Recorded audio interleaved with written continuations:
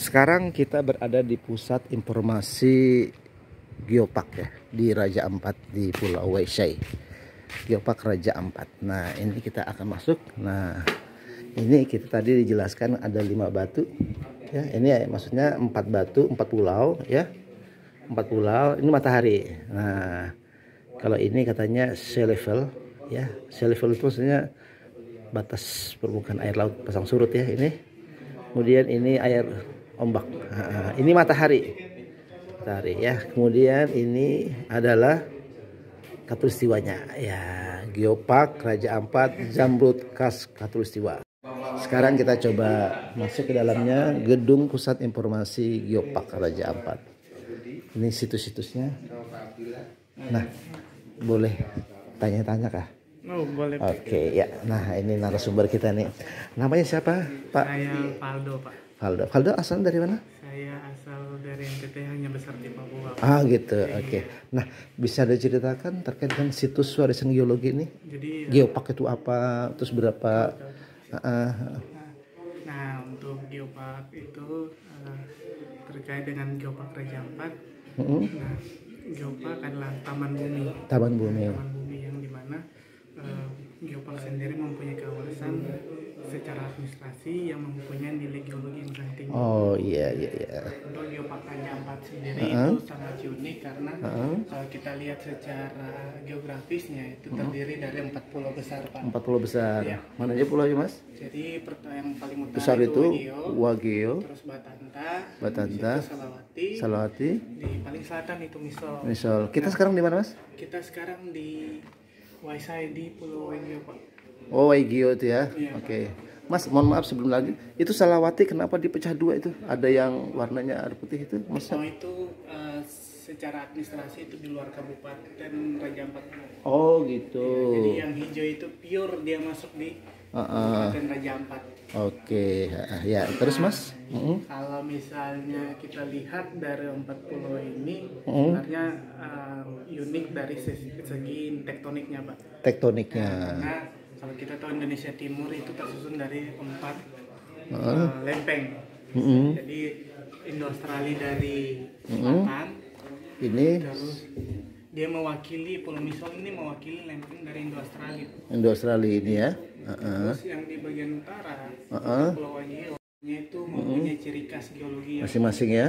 masing-masing. Nah, Oke. di Geopark Raja Ampat sendiri itu terdiri dari 29 geosite ini ya, satu macam-macam ini ya. Ini baru 29 itu gimana sebuah daerah disebut sebagai geosite, apa syaratnya?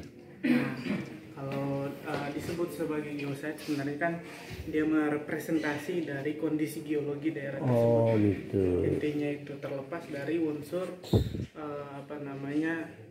culture dan unsur biodiversity-nya. Biodiversity.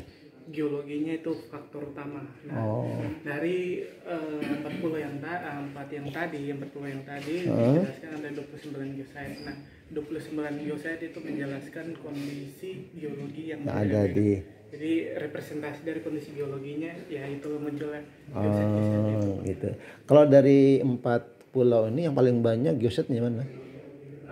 Paling banyak tereksplor itu di Wageo dia. Wageo itu ya. 14 geosite. Sisanya dibagi 3. Sisanya Batanta, Salawati dan Misol. Tapi kalau misalnya kita Kopiau tuh kok nggak ada ya memang?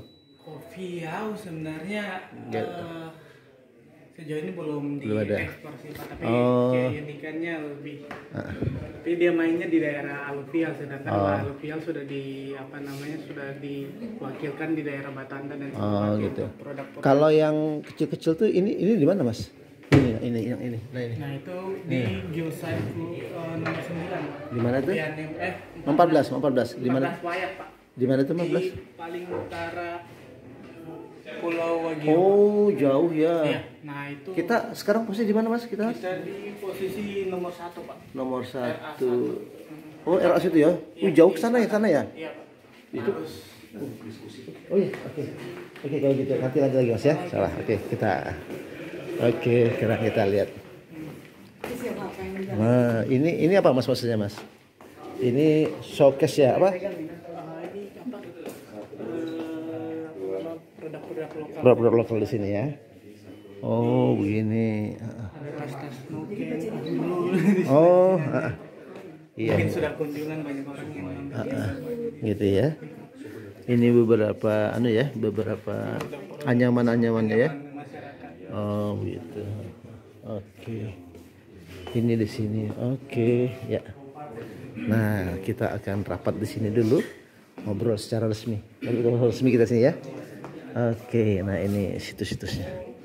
Oke ya. Makasih. Jurassic. Iya, zaman kalau kita tahu Jurassic Park kayak zaman dinosaurus lah. Mungkin bumi di belahan yang lain sudah ada dinosaurus, di Raja Ampat Wagyu baru terangkat ke permukaan. Gitu.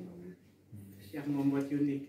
Nah, Pemisahnya antara patahan Pasifik sama patahan Austronesia ya. Australia tadi itu gimana? Di mana adanya? Pencirinya sebenarnya Pak, kalau kita lihat pencirinya secara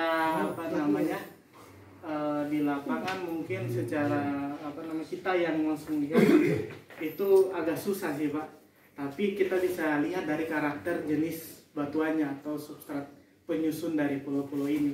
Nah kalau saya bilang di Wagyu sendiri itu produknya Ultramafic berumur jura. Kalau di Misol ini, nah dia lebih unik lagi karena dia bagian dari lempeng Indo-Australia yang bagian selatan. Jadi karakter batuannya itu sama dengan Australia yang disambung oleh, kalau misalnya kita belajar geografi ada tuh paparan Saul.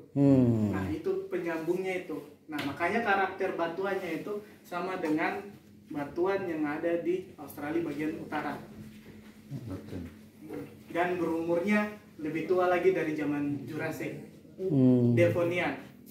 Ada batuan di sini, ada salah satu geosite kami nomor 24. Dia tepatnya secara administrasi itu di Kampung Adaway. Itu daerah programnya ikan juga ya, di Raja Ampat. Sayapnya teman-teman juga. Nah ini merupakan batuan tertua, umurnya kurang lebih 400 jutaan yang tahun lalu. 400 juta tahun yang lalu. Kayak sebelum batu apalah dia? Sebelum batu apa Pak? Karena kan kalau kita bicara umur bumi itu umurnya 1,4 miliar tahun yang lalu. Oh masih banyak. Artinya kalau Raja Ampat seperempat dari umur masih cucu ya. Nah, masih ini lah. Masih baru-baru lah. Kakak di sini ya. Bumi 1,4 miliar ya, tapi alam semesta 13 miliar. Ya, mungkin Pak itu. Karena secara spesifik kan itu hanya berdasarkan teori-teori, tapi nilai pastinya kan kita belum bisa tahu karena kita melakukan pendekatan ilmiah saja kan Pak. Sekarang kita lihat di daerah Raja Ampat ini tidak ada gunung api. Tapi cerita dulunya menggambarkan bahwa dulu ada mega gunung api yang ada di sekitar Raja Ampat. Di mana? Nah, dilihat dari mana Pak? Dilihat dari produk batuannya sendiri. Jadi kalau kita lihat di Batanta dan mungkin Pulau Selawati itu ada batuan beku atau batuan yang keluar dari magma. Terus di bagian sedimen laut dalam juga sebenarnya di Wagyu bagian selatan itu kita lihat ada produk dari gunung api, produk piroklastik buatan tuf. Makanya bisa mengindikasikan bahwa pernah ada gunung api. Nah, dari banyak faktor geologi yang unik ini, makanya tadi saya bilang mungkin dari dunia bisa melihat mempercepat pengangkatan dari geopark menjadi UNESCO Global Geopark dari sisi geologinya. Hanya nggak ada gunung api bawah laut yang aktif kan ya? Nggak ada ya? Untuk sekarang belum ada. Mungkin Mas Wawan yang sering menyelam belum melihat ada erupsi belum ada ya, belum. Ada panas-panas. Karena kalau misalnya yang saya ketahui kalau lokasi diving teman-teman itu lebih lari ke batu-batu limestone atau batu gamping. Karena kenapa di situ banyak karakter endokarsnya atau morfologi dari batu gamping itu seperti goa, seperti bentukan-bentukan batuan yang unik, itu lebih cenderung ke batuan gamping. Kalau untuk vulkanik kayaknya jarang, tidak ada untuk saat ini, Pak. Yang pulau apa yang batas antara Indo Australia sama Asia? Untuk Indo Australia dengan benua Pasifik, untuk kita lihat batas tegasnya mungkin kurang terlihat, Pak. Tapi sebenarnya kalau kita proses pembentukan itu kan kelihatan. Kita lihat sebenarnya itu dari antara Batanta dan Salawati itu ada segmen sesar, dinamakan sesar sorong faul. Yang dimana panjangnya itu dari pantat kepala burung Pulau Papua sampai di Pulau Sulawesi, Bangka Sula. Karena kalau di keluarganya kita itu sebabnya kami pakai garis merah. Iya. Pernah ada magmanya. Jadi kita tidak menggunakan magma yang keluar dari puncak karena itu berarti masih aktif ya. Kalau yang coklat paling bawah itu Untuk sekarang elemen tanah, Pak, daratan. Ini terestrial. Garis itu yang ada ujungnya itu, Pak. Iya. Itu elemen tanah ya. Iya, jadi itu mewakili terestrial. Di kita kan ada laut dan ada darat. Jadi terestrial itu ya coklat. Kode terestrial pun warnanya coklat. Oke. Yang kami pakai di sini. Oke, makasih. dia melewati Selat Sagawin dan Selat Dampir. Aduh, kalau ada pointer tidak ada. Sambil kita lihat di sisi bentar ya. Ini modelnya. Nah, ini geopusatnya. Nah, ini ya. Ini situs-situsnya sini banyak ya. Ada 29 situs. Ini 29 situs. Satu-satu dipoto kan, Mas? Ya? Satu dipoto kan?